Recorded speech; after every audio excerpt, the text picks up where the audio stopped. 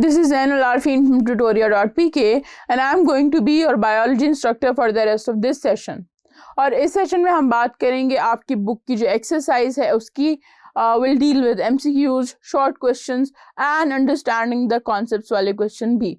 But इस section में अभी हम बात करें आपकी बुक के MCQs की. So let's begin with the first MCQ. Which of the following is the abiotic component of the ecosystem? अब आपसे पूछ रहे हैं कि abiotic component आपने इसमें से बताना है. And the options are A. Producers, B. Herbivores, C. Carnivores, and D. Oxygen. And the correct option is D. Oxygen.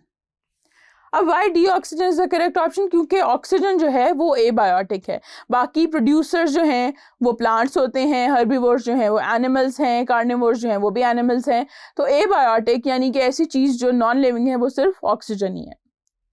The next MCQ is when we eat onions, our trophic level is A. Primary consumer, B. Secondary consumer, C. Decomposer, and D. Producer. अब आपसे ये कह रहे हैं कि जब आप प्याज खाते हैं तो आपका ट्रॉफिक लेवल क्या है. तो हम जब डायरेक्टली जो है प्याज कंज्यूम कर रहे हैं तो हम डायरेक्टली प्रोड्यूसर्स के ऊपर रिलाई करें, यानी प्रोड्यूसर को कंज्यूम करें. तो ऐसी चीज़ जो प्रोड्यूसर को कंज्यूम करी हो तो हम वो बन जाती है primary consumer. That is Y A primary consumer is the right option. The next MCQ is identify the correctly matched pair. A. Rainfall with biotic factors in ecosystem. B. Global warming with formation of fossil fuels. C. Air that is renewable natural resource. And D. Corn, secondary consumer. And the correct option is C. Air that is renewable natural resource. अब now why C is the correct option? क्योंकि बाकी सारे wrong हैं. इसलिए कि rainfall जो है वो बायोटिक फैक्टर नहीं है हमारे इकोसिस्टम का. ग्लोबल वार्मिंग जो है वो फॉसिल फ्यूल्स की वजह से नहीं हो रही है.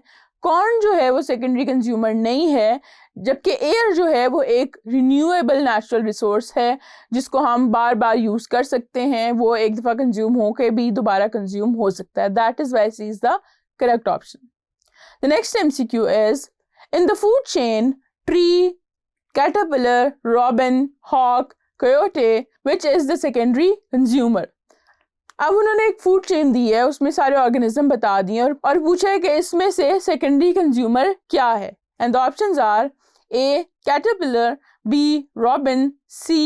hawk, and D. coyote. अब इसमें से हमने सेकेंडरी कंज्यूमर बताना है. अब ट्री तो हो गया हमारे पास प्रोड्यूसर, कैटरपिलर जो है वो हमारे पास क्या हो गया प्राइमरी कंज्यूमर, जबकि रॉबिन जो है उसने कैटरपिलर को खाया. That is why robin is secondary consumer. B robin is the correct option. The next MCQ is in ecosystems the flow of dash is one way while dash is are constantly recycled. अब उन्होंने दो filling the blanks दी हैं कि ecosystems के अंदर एक चीज़ का flow जो है वो वन वे है जबकि दूसरी चीज़ जो है वो कॉन्स्टेंटली रिसाइकल्ड है. अब ऑप्शंस क्या है हमारे पास? A. Minerals energy, B. Energy minerals, C. Oxygen energy, and D. Glucose water. And the correct option is B. Energy minerals. अब हमें पता है कि एनर्जी एक डायरेक्शन से दूसरी डायरेक्शन में जाती है. That is uni direction. ये नहीं है कि वो वापस भी आ रही हो, मतलब हर स्टेप पे वो वापस नहीं आती. एक स्टेप से वो अगले स्टेप पे जाती है, उससे वापस नहीं आ रही होती. जबकि मटेरियल्स जो हैं वो बार बार रिसाइकल हो रहे होते हैं.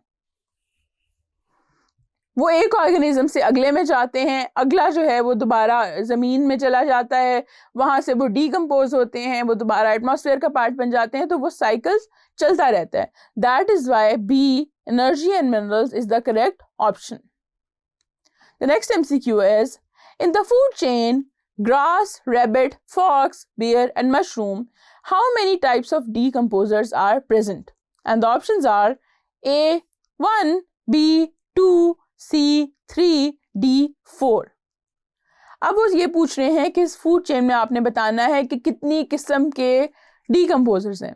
अब डीकम्पोजर्स क्या है? जो डेड मैटर पे फीड कर रहे होते हैं और वो यूजुअली फूड चेन के एंड पे हम लिख रहे होते हैं। अब एंड पे हमारे पास क्या है? मशरूम, और मशरूम से पहले क्या है? बियर। बियर तो एक कंज्यूमर है, हमें पता है कि वो फॉक्स पे फीड करेगा। मशरूम्स जो हैं वो हमारे पास डीकम्पोजर्स हैं और ये एक ओनली टाइप के डीकम्पोजर्स हैं जो इस फूड चेन में exist.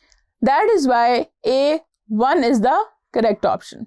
The next MCQ is organisms in the ecosystem that are responsible for the recycling of plant and animal waste are।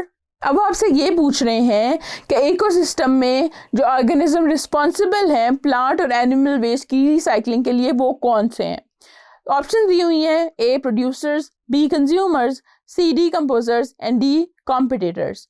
And the correct option is C decomposers.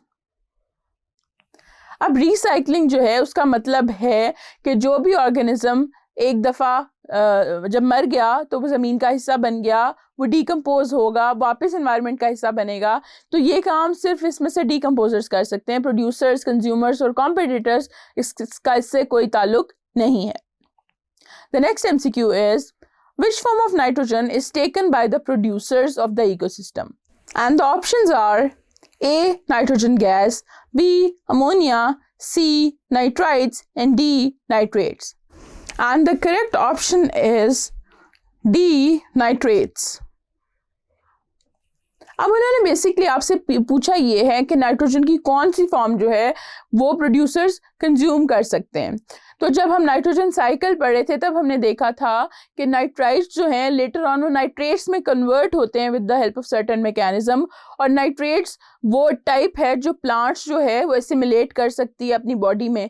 That is why D nitrates is the correct option. अब यहाँ तक जो है आपके MCQs हो गए हैं। Next section में अब हम शॉर्ट क्वेश्चन से डील करेंगे।